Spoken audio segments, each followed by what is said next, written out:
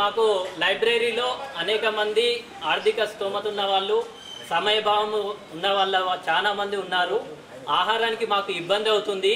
కాబట్టి మీరు మాకు ఆహారాన్ని ప్రొవైడ్ చేయండి. మధ్యాహ్నం ఒక పూట భోజనానికి అని చెప్పేసి ఒకే ఒక్క మాట చెప్పాము.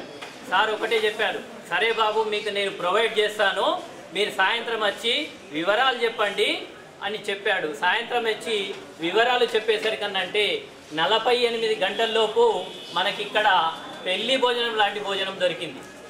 నిజానికి మేము ఊహించలేదు, ఎందుకంటే చెప్తారు కానీ సరిగ్గా చేస్తారో చెయ్యరో ఏంటో అని చెప్పేసి అనుకున్నాము. కానీ అనుకున్న దానికంటే మనకు అద్భుతమైనటువంటి భోజనము. రెండవది, మనకు చదువుకోవడానికి ఇక్కడ ఉండి మధ్యాహ్నం 2 గంటల సమయం వేస్ట్ చేసుకొని ఇంటికి వెళ్తే ఆ 2 గంటల సమయం ఈ లైబ్రరీలోనే మిగులుతుంది. అంటే ఒకటి మనకు ఆర్థికంగా సహకారం అందింది, రెండవది సమయభావం. సరే ఎవరైనా సహకారం అందిస్తారు కానీ సమయాన్ని మాత్రం ఎవరు ఇవ్వలేరు. కానీ మన సార్ గారు ఖచ్చితంగా సమయభావం కూడా ఉండాలి, మీకు మేలు జరగాలి, ఇంతమంది ఇక్కడ చదువుకుంటున్నారు, దీంట్లో ఎందరో కొందరు ఖచ్చితంగా ఉద్యోగాలు వస్తాయి, ఈ కుటుంబాలన్నీ సంతోషంగా ఉంటాయని మేము చెప్పగానే సరే అని చెప్పేసి అన్నాడు. 48 గంటల్లోపు మనకు చక్కటి భోజనాలు పెట్టారు. కాబట్టి మరొకసారి అన్నదాత అన్నదాత విజయీభావ కూడా అన్నదాత విజయీభావ. ధన్యవాదాలు. మా father mother Dhanpal Lakshmibai Vitthal Gupta charitable trust ద్వారా భావి భారత భవిష్యత్తున్న మీరందరికీ సర్వీస్ చేయడం నిజంగా నా అదృష్టంగా భావిస్తూ ఉన్నాను. అందరికీ ఒకసారి జై శ్రీరామ్. ఇంత మంచి ఫుడ్ పెడుతుండంటే ఈ క్రెడిట్ మా సత్యంగా దక్కుతుంది. అన్నదాత అంటే మనకు అన్నదాత రైతు. ఏదో భగవంతుడు నాకు ఇచ్చి నా వంతు నేను చేస్తూ ఉన్నా. కానీ మనమందరం కూడా రామరాజ్యం కోరుకుంటా ఉన్నాం.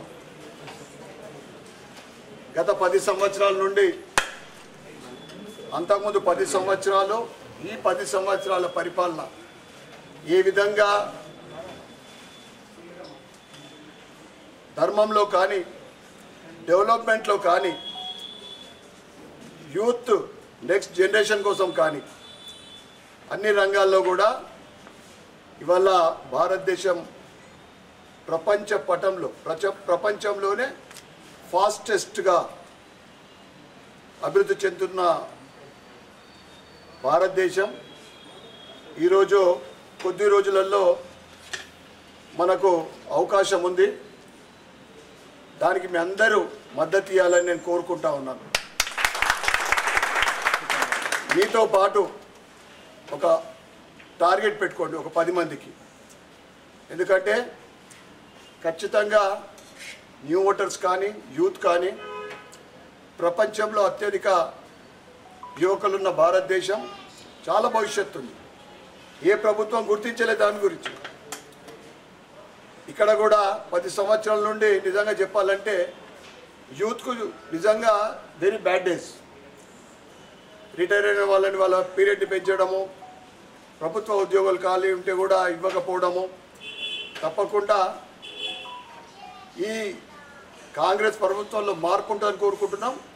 లేదా మేము వారికి నిలదీస్తాం, అడుగుతాం, తప్పకుండా డిమాండ్ చేస్తాం. సెంట్రల్ స్కీమ్లు కూడా చాలా ఉంటాయి. ఈ 2 నెలల తర్వాత కంప్లీట్ పార్లమెంట్ ఎలక్షన్ తర్వాత యూత్కు ఏ విధంగా ఉపాధి అవకాశాలు కలుగుతాయో మేము తప్పకుండా దాని మీద ఎక్సర్సైజ్ చేస్తాం. నా మేనిఫెస్టోలో ప్రతి 6 నెలలకు ఒకసారి మెగా జాబ్ మేళా తప్పకుండా నేను నిర్వహిస్తాను. మీ అందరికీ తెలియజేస్తున్నా. అది జూన్లో ఉంటుంది, తప్పకుండా జూన్లో. ఓకే, జై శ్రీరామ్.